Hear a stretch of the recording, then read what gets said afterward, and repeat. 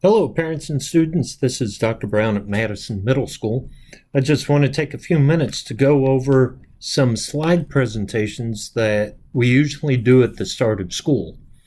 So you can even see down here at the bottom says day one, but I'm not sure when you're watching this. It could be day one or not. So our theme, and it's been our theme for the past several years, is building a better community. And we do that, first of all, by improving who we are as people, not only intellectually, but also health-wise. We need to become healthier people. We need to be more caring people. So by being a better person, I make my school better, I make my community better. So that's what we're all about here. So here are some principles to live by, right? To be a better community. Take care of one another, right? Put into the community what you want to get out of it. If you want the community to be friendly, then you need to be friendly. If you want the community to be a servant to others, then you need to be a servant. And then also you need to build your character to better our community. So when you're on school, we do have some hallway procedures. Students, you will have 4 minutes to go from one period to the other period. You need to manage your time well. If you need to go to the restroom, get water, now's the time to do it. You just have to be quick. And all hallways are called red zones, and we'll talk about that later.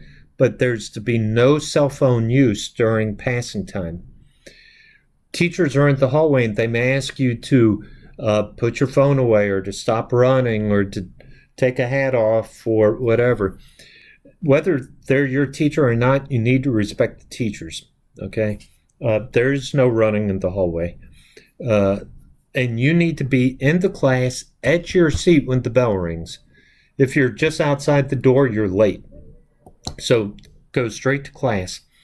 And then the administration, we use ParentLink to notify parents for students who are tardy. When we have lunches, and just know with our the current situation with social distancing, it's going to test our creativity at lunch. But you're in lunch. Oh, this is wrong. It says 47 minutes. You're in the lunchroom for 30 minutes. But while you're there, you come in. Let me change the thing here. Procedures. First, go to your classroom, and then your teacher will escort you to the lunchroom. And just know, as you're walking to the lunchroom, there are other things going on. Each teacher is going to have an assigned area, and each table is going to have designated seats for students, because remember, we need to try and distance students with this pandemic. So each of the tables will be marked as to where students are to sit.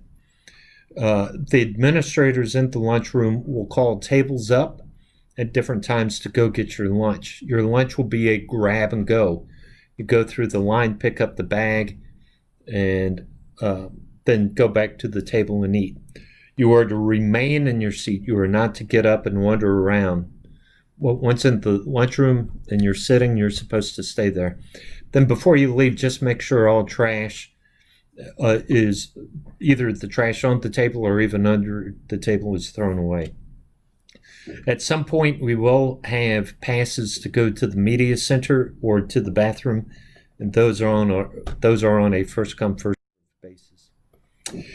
Also, attendance is very important every day, and this is true whether you're at school, what we call brick and mortar, or in the e-learning platform. You need to check in every day, every period with your teachers. And again, parents receive phone calls for students who are absent. And if you're going to be absent, we ask that parents call the school just to give an excuse as to why you're absent. And if you happen to come tardy to school, your parents have to sign you in at the main office or in the guidance office. There's some school personnel just to go over with you real quick. There's the whole slew of amazing teachers that you'll meet during the year, too many to name. It says awesome administration. I'm one of those. I'm Dr. Brown, the principal. We have Mrs. Goodman and Mr. Cordovi, who are the assistant principals.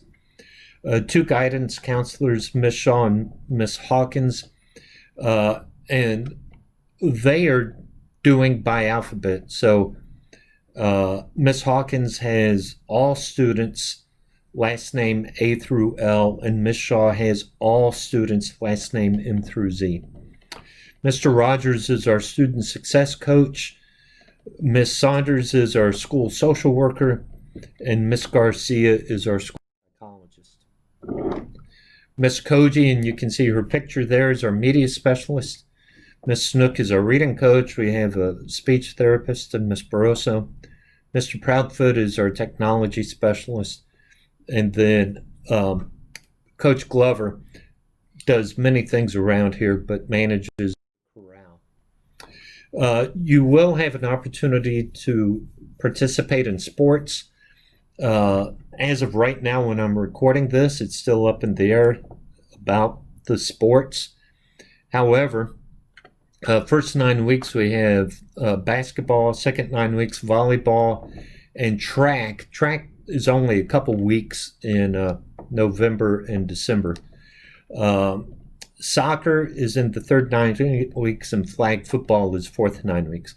And you can see all the sports. There are both a girls' team and a boys' team. Participation in sports, you have to certainly meet the academic and behavioral guidelines. So you have to have a C average. You can't have gotten suspended at all during that week. But there's also paperwork that has to be filled out, videos to watch, and you can find all that information on a different YouTube video. Just look for the video that talks about sports. We encourage people to participate in sports. We encourage parents to come out and watch. Remember about building a better community. We want to increase our sportsmanship. Everybody's out there. Everybody's trying, and we just appreciate their efforts to represent our school. This year, the admission fee, it is a cashless system, so people must use some type of payment card. We are not taking cash. And the charge this year is going to be $5 for every. We do have recycle bins around school, and so we encourage recycling because that's part of building a better community. Morning procedures. No student should be on campus before 8:50 in the morning. You can participate in the host program. There is a weekly charge for that. If you are in the host program, that is from 7:30 until 8:45.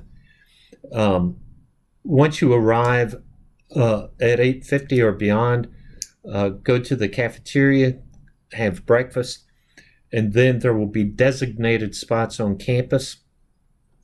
And so you will go to your designated spot by grade level. And then you will be dismissed from that designated area to go to